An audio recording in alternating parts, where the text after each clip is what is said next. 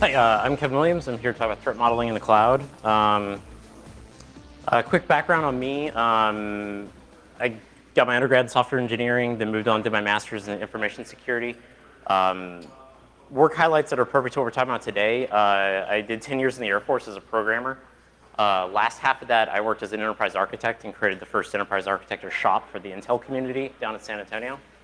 Where we looked at systems of systems and evaluated it for misuse and duplication of effort and so forth. And then just a little while ago, I worked for a year and a half as program manager for incident management directly for the CISO of the state of Texas, which meant my phone number was the emergency contact 24/7 on the state of Texas website anytime anything broke in the state.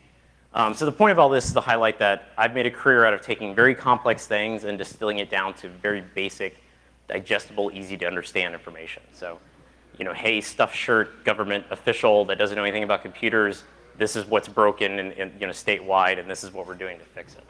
Now I work for Rackspace as the application security architect. We have a corporate level security office that does compliance and audit and policy and standards and that. I work in the security engineering team, which is part of our quality engineers. So our in-house devs create software, it goes to the QE process, then it comes to us for security testing. So we treat it like any other quality testing software development stuff. This talk originally said that it was going to be about Docker and Linux containers in the cloud. That was the other co-presenter I was supposed to have, Matt Tesoro, who's busy with other presentations. So I put these up here just to say I at least included him in the presentation. The core of this talk started in 2008 when I talked at the 2600 Hacker Conference in New York City. That went over really well, it was received well. You can watch it on YouTube on their website.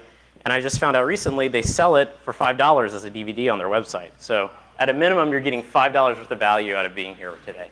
But that was in 2008. So with inflation, it's worth $5.53. So what do you get for $5.53?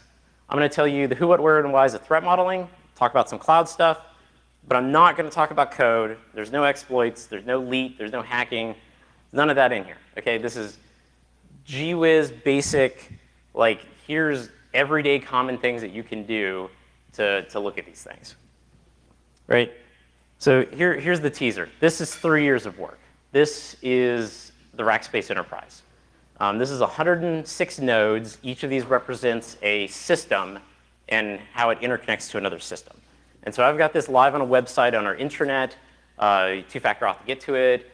And when you go to this, you can zoom in, pull out, you can click on any of these and see a diagram that is the logical architecture of each of these models. And then you can surf between them. So if A says it talks to B, you can click on the B and then it takes you to the B model. So this would be 3 years of development. So I'm going to, through this slide deck, show you how I got to this point. So what is threat modeling? It's basically anticipating possible attacks against information assets. Right? The two goals is to identify those attacks and then prioritize the mitigation or remediation efforts. Right? And we do this through security-focused logical architecture or glorified data flow diagrams. So Vader here didn't do a good job of either prioritizing or identifying. So what I created is this mnemonic device using a shared memory we all have with Star Wars to make this really, really easy for anybody to understand. This is your asset. This is your app. This is the thing you're trying to protect. In this case, it's got a vulnerability. It's got an exhaust port that somebody didn't put a screen over. The threat is the thing that's going to come in to try to exploit that vulnerability. The risk is the chance of that happening.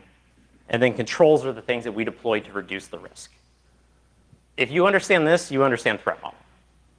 And this is something that's really easy. You can take back and explain it to your management. You can explain it to non-techie people. And I go over this because words like threat and risk have very specific connotation in information security. People say things like, oh, it's risky driving down I-35, or that mean dog is a threat. But that doesn't mean the same thing it means when we talk about what is a risk. Because I've seen reports from own security people where they say, hey, we ran a scanner and we found 100 risks. No, you didn't find risks. You found vulnerabilities. You're not having a patch is a vulnerability. The risk is that somebody is going to have some sort of ODA or whatever that can exploit that. I also go over this because threat modeling is a misnomer. We're not modeling threats. We're modeling the app. We're modeling the controls. Hopefully not any vulnerabilities. but we're never actually modeling the threat. So the methodology for this, my take, I base it off of the Microsoft SDL methodology. You can find it on their website for free. It's also in Mike Howard's book about securing code. Pretty straightforward. Circles are processes. It's your code, your servers. Boxes is stuff outside of scope. So this would be your auth system, cloud files, whatever. Data stores, data flows, trust boundaries, right? So a generic model would look something like this. User talks to an app queries a database serves it back, sends it back to the user. Across the trust boundary from public to private. Pretty straightforward, right? These are the incredibly elite tools that I use to do this. I use a whiteboard of markers, and I use Visio 2007. Specifically 2007. I'll get into that later. So there's no enterprise suite of $100,000 software to do any of this. No automated tools, no webhooks. This is just good old-fashioned, let's just sit down, talk about this, diagram this out on a whiteboard. The process I use is pretty straightforward. We sit down with the devs and talk about their app. So we get the dev manager, the DevOps guy, the PMs all in a room, and we just say, give me the elevator pitch as to what your app does. They give us the elevator pitch. And then I draw a circle for their API, I draw a box for the user and say, okay, when that user talks to that API, how do they register? How do they auth? And then we just go use case by use case and just diagram them all out. And then the security teams in the room, we just sit back and look at it, and we just start asking them questions. So when that process talks to that database, is there credentials involved? If there are credentials involved, is it an admin account? Does it need to be an admin account? And then we just go through there and just make recommendations. Generally, we never find anything that's like a true vulnerability at that point. And hopefully, it's early enough in the design phase where we can say, hey, you probably want to add auth here and make this encrypted or what have you. But the best part about this is we use this as the kickoff for our testing team. So before our security testers test anything, we do this so we have an idea as to what it is that we're testing and why we're testing it and what it entails, right? Step 2, I just take that back, I draw up a model, distribute it to the people need to be, it gets added to documentation, therefore it's part of the, the software project's lifecycle documentation, we get added to our repo of other models and so forth, and then we just repeat this as needed. So here's an example. So this is Glance. Glance is part of OpenStack, which is our open source cloud building software Rackspace created with NASA. Glance is the image repo. So when you tell OpenStack to build you a virtual server, it has to go get the, the install CD basically somewhere, and this is the repo that has those. And so we sit down and do a session like this. So the user talks to the API sends it to a task worker, and so forth. And translated formally, this is what it looks like at the end process. So they read top to bottom, left to right, and so all the different data flows are enumerated. So it goes A1 to A2 to A3 and so forth.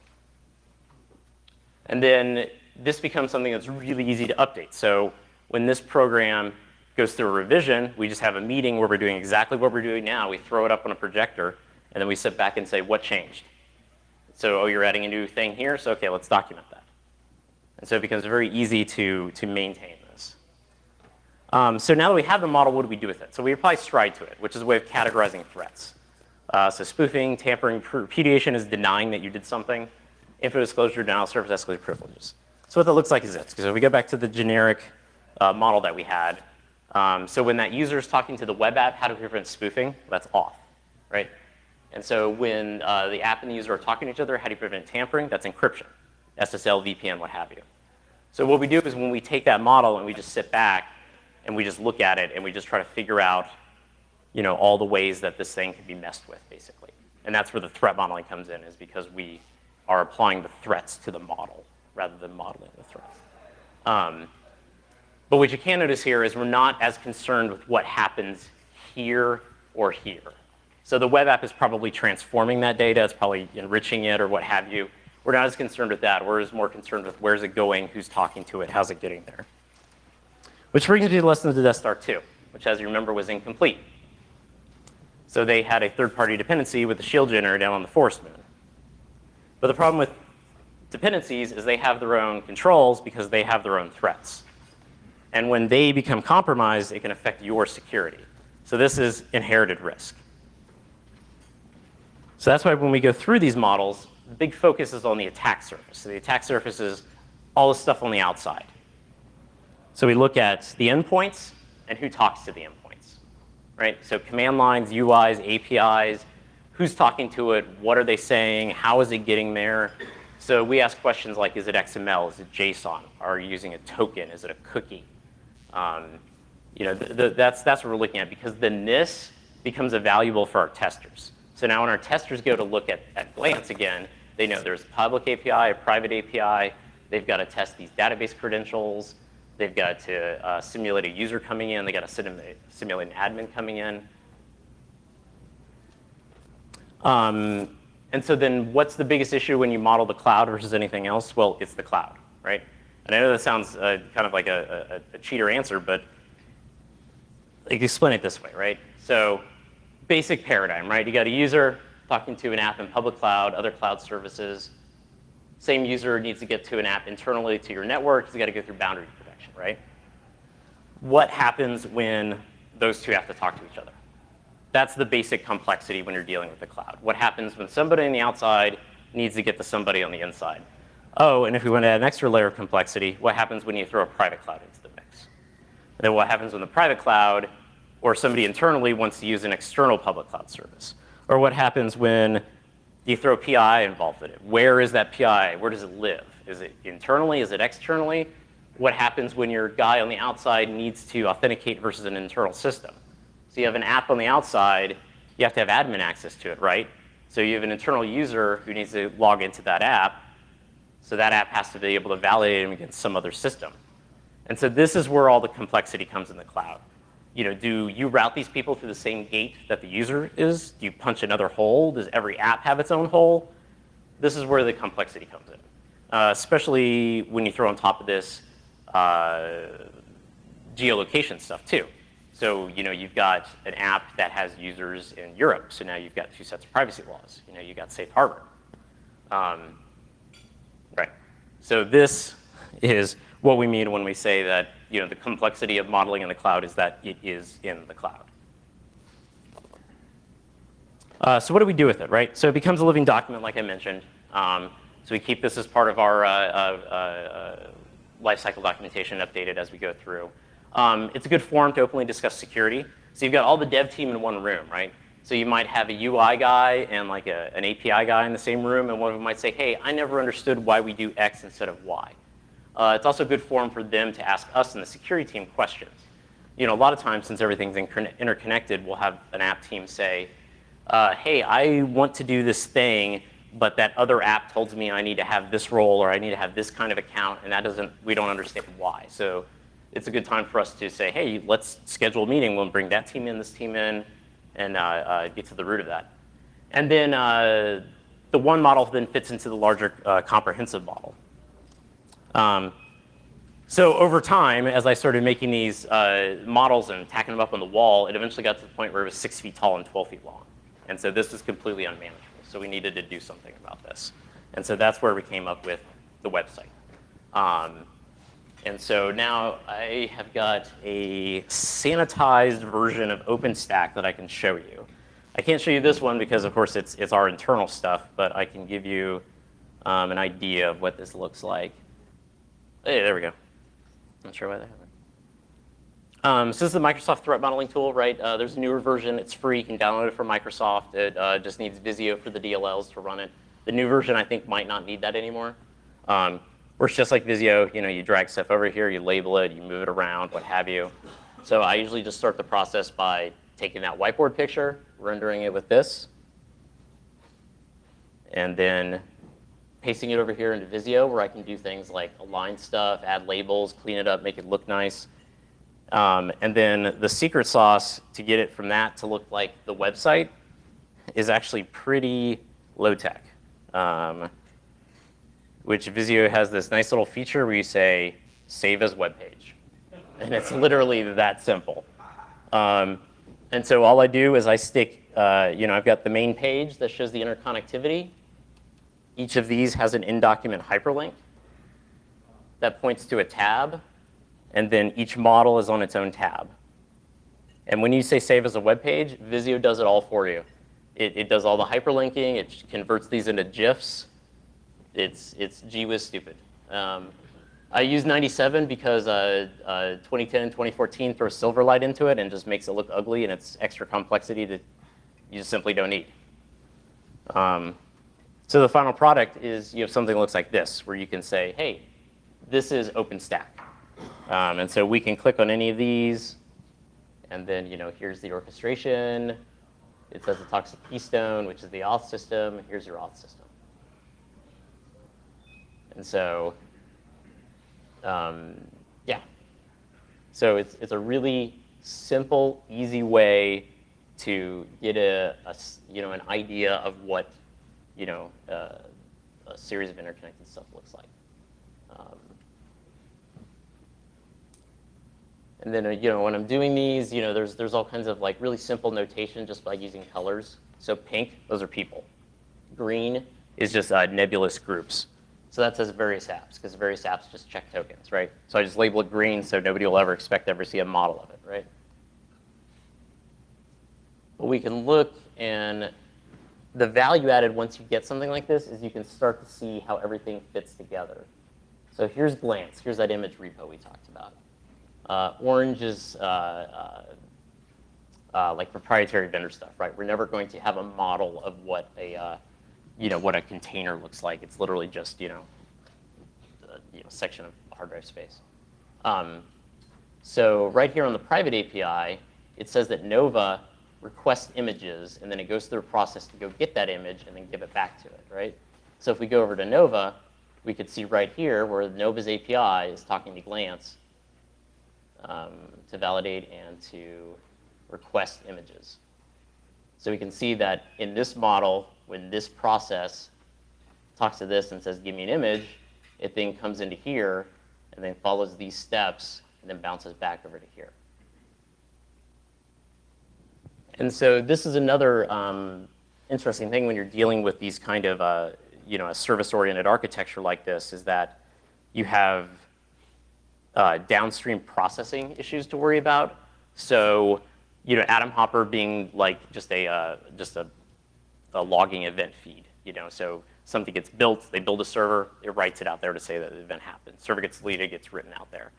And so you have to look things like, so if this system is consuming information that's put in here by this one, then which of these is the source of truth?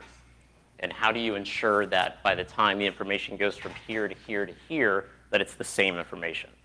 And so those are some of the other concerns you have to worry about in these cases.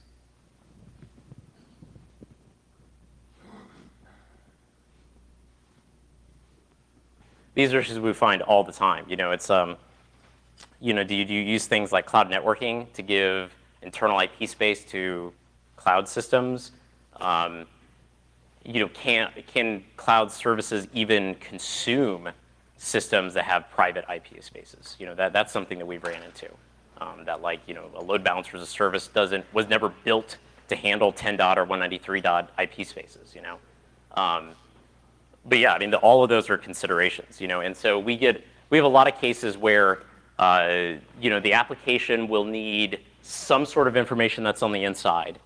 And so then we've got to make the determination from we just use regular risk assessment approach to it to just say, if this PII needs to be consumed externally, what's the risk trade-off versus having it internally and having them reach back, or keeping it externally so they don't have to reach back? So which is the greater risk in the case? Punching a hole or keeping it out in the cloud? And so a lot of it just depends on where the PII gets stored externally. So is it going to be in a traditional MySQL database? Is it going to be in another cloud service that does storage? Is it going to be in something like Redis, or like Cloud Block Storage or something like that? Can it be encrypted? So those are the kind of concerns that we ask. It gets into kind of like in networking where you have DMZs and stuff like that. That you have kind of the cloud equivalent of that. So the app will hit some sort of bastion that's then the boundary between that and something else. And there may be another app after that one that then routes it out to a database or what have you. And so then you can do things like whitelist those connections. So the second tier app only communicates with that gateway device or what have you. in this example here, you can see we've got users, we got the APIs, we got containers, a database. That's it. Yeah, so it's like application level. This modeling methodology kind of falls apart once you reach like the networking level, because there's an assumed, one of many thing here that, often with these service-oriented architectures, these things are clusters. That it's not just one API. Because it's a cloud, we can generate as many as we need to scale accordingly, right? So a lot of that is extrapolated. We've just genericized it and taken a step back. But yeah, generally we don't go down to that level of talking about like the hypervisor calls. Yeah. That's one. Hypervisor calls is one VPN. You're sharing the wire for virtual networking. Yeah, and there's a lot of stuff you can do with just simply labeling, some of the diagrams better with like, you can specifically say that when the user is talking to that API that's over SSL, and then clearly mark that on the other side it's not SSL. And then something like a load balancer or a proxy or something like that, that's easy enough that you can stick it into a model. I think I might have an example in one of these. Yeah, so this one has a load balancer right here. So you can see that the user is sending the create stack template. It's either JSON or YAML with a token. It's over HTTPS. It hits the load balancer, and now it's not HTTP anymore. So you can see stuff like that. So there's ways that, and then you can clearly label it that, oh, this side is cloud networking, but this side is the public internet. And that's what the trust boundaries are for. So a lot of it's just labeling, ways. I've seen people color code it. I've seen people, say like, oh, if the line's red, that means a credit card's going across it or what have you. The sky's the limit, because you're just literally drawing on a whiteboard. But yes, those are huge considerations when you're talking about stuff in the cloud.